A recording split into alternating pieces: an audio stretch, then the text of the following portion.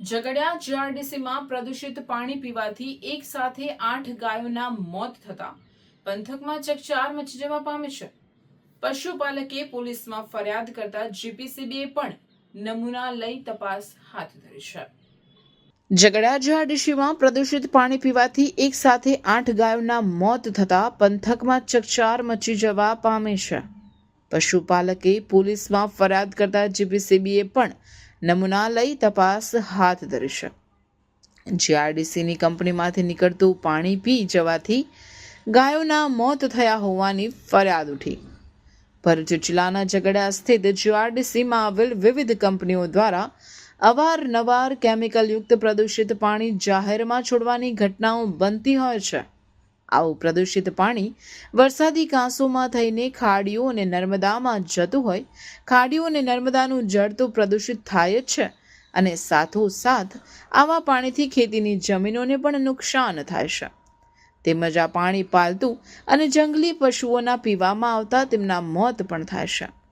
ત્યારે ગતરોજ ઝઘડિયા જીઆરડીસીમાં એક સાથે 8 ગાયોના રહસ્યમય સંજોગોમાં મોત થતા સમગ્ર પંથકમાં ચકચાર મચી જવા પામી હતી.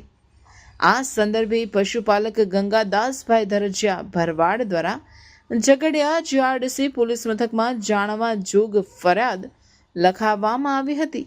તે મુજબ જીઆરડીસીની બ્લેક રોઝ કંપનીના પાછળના ભાગે ખુલ્લી જગ્યામાં કંપનીમાંથી નીકળતું પાણી પી જવાથી કુલ 8 ગાયોના મોત થયા હતા. આ સંદર્ભે ઝઘડિયા જીઆરડીસી પોલીસે ગુનો દાખલ કરી તપાસ હાથ ધરી હતી.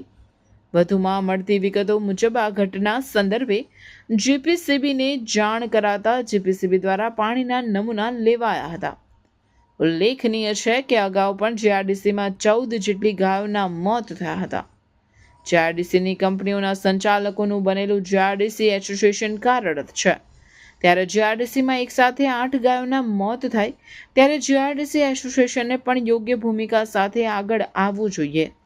તેમજ આ બાબતે ગૌરક્ષકોએ પણ આમાં સંડોવાયેલ કોઈ પણ કંપનીના સંચાલકો સામે કડક પગલાં લેવાય તે માટે આગળ આવવું જોઈએ. મારું નામ ગંગદાસભાઈ કમાભાઈ ધરજીયા. શું ઘટના બની? જો કે આ થળે આ બ્લોક રોડમાંથી પાણી નીકળતું છે બહાર, આ કેમિકલવાળું, અને આ અમારા ઢોર ચરતા આ બાજુ આવ્યા અને અમને ખબર નથી કે આગળ આ કંપનીનું પાણી બહાર નીકળેલું છે એમ. અને ગોવાળિયા ચારવા આવ્યા તો આ 8 ગાયે અહીં પાણી પી લીધેલું છે. જો આ સામે થળમાં જે પાણી દેખાય ને તે એ પાણી પીવાથી અહીંથી ચરતા બહાર નીકળ્યા એટલે ગાયો ધરુજી અને પડવા લાગી. પછી અમને એવું થયું કે ત્યાં પાણી જ્યાં એ પીધું એ જ પાણીથી આ ગાયોને ઈજા થયેલી છે ને આ ઓલી થયેલી છે. એટલે મેં તરત એ ગાયોને ઘેરે રવાના કરી દીધી, 5-6 ગાયોને, અને 3 ગાયો તાંતા કંપનીની પેલી સાઈડ જઈને મરી ગયો, અને આપણે 3 આય મરી ગઈ અને 5 ગાયો ઘેરે જઈને મરી ગઈ. ટોટલ 8 ગાયો મરી ગયેલી છે. આ બાબતે તંત્રને જાણ કરી કોઈને? આ બાબત, આ વીડિયા બાબતમાં આ મેં તમે લોકોને જાણ કરી. પછી મેં વીડિયા બોલાયા, પોલીસમાં ફરિયાદ નોંધાવી અને કંપનીવાળાને કીધું કે ભાઈ આ રીતનું છે તો તમે શું કહો છો? તો એ લોકો કંઈ અમને સરખો જવાબ આપ્યો નહીં.